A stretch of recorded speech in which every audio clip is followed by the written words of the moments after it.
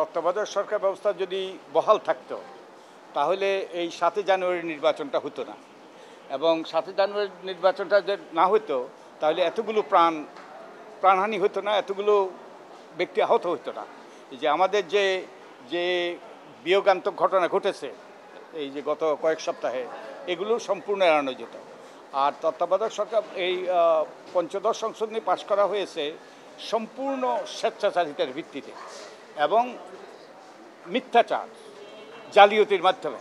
যেমন আমি একটা উদাহরণ দিই, বাই দি ওয়ে আমি এবার একটা ছোট্ট বই লিখেছি এবং এটা নির্বাচনের আগে প্রকাশ করেছিল প্রথমা, কিন্তু অত্যন্ত দুরুবক্ষের তত্ত্বাবধায়ক সরকার বাতিলের রাজনীতি, অপরাজনীতি ছিল কিন্তু রাজনীতি। আপনারা এই বইটা দেখবেন, অনেক কিছু তথ্য ওখানে অন্তর্ভুক্ত আছে।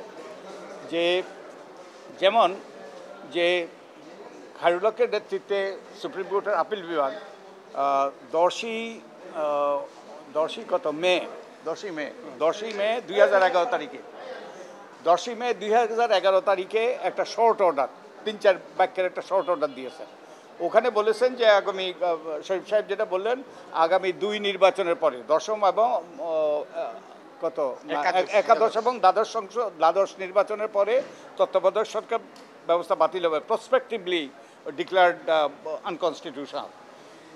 এবং যদি সংসদ চায় তাহলে ওই বিচারপতিদের রাখার যে বিধান সেটা সংশোধন করতে পারে।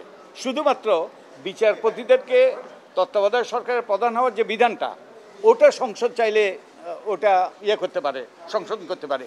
কিন্তু যেটা বলা হয়েছে আমাদের সাবেক প্রধানমন্ত্রীর পক্ষ থেকে, সাবেক প্রধানমন্ত্রী বলেছে আমি তত্ত্বাবধায়ক সরকার ব্যবস্থা বাতিল করি নাই, আদালত করেছে। আদালত বলেছে যে পরবর্তী নির্বাচন যদি তত্ত্বাবধায়ক সরকারের অধীনে হইতে হয় সংসদের অনুমোদন লাগবে। এটা সম্পূর্ণভাবে মিথ্যাচার, একবারে ভদ্রভাবে বলতে গেলে ওই যে বিভ্রান্তিমূলক, আর এটা সম্পূর্ণ মিথ্যাচার। এবং শুধু তাই নয়, যে আপনারা জানেন যে বেগম সাজেদা চৌধুরী এবং এই যে সুরঞ্জিত সেনগুপ্তের নেতৃত্বে 15 সদস্যের একটা কমিটি হয়েছিল, সংসদীয় কমিটি, বিশেষ কমিটি।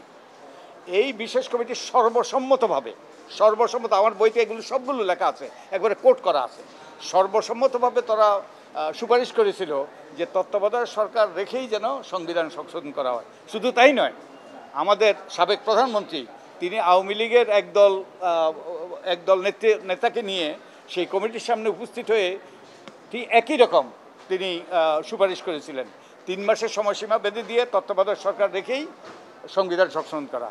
তো রাতারাতি যেটা হলো যে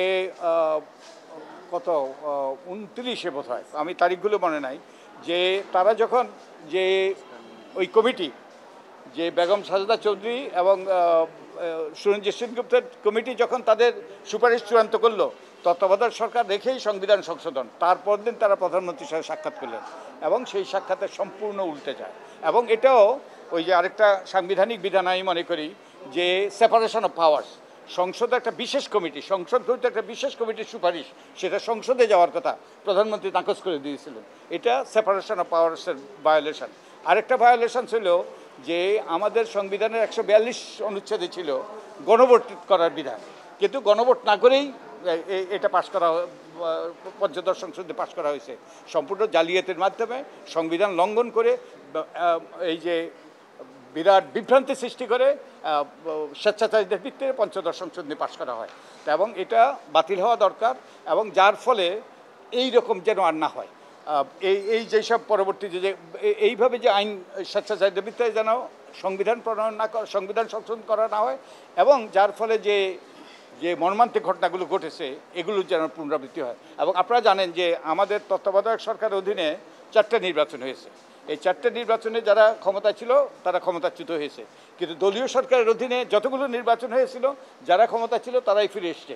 তো তার মানে এই পঞ্চদশ সংশোধনের মাধ্যমে দলীয় সরকারের অধীনে নির্বাচনের বাধ্যবাধকতা সৃষ্টি করা হয়েছে যাতে ক্ষমতা চিরস্থায়ী হয়। তো এটা যাতে না হয় এই জন্যই আমরা এই মামলাটা করেছি।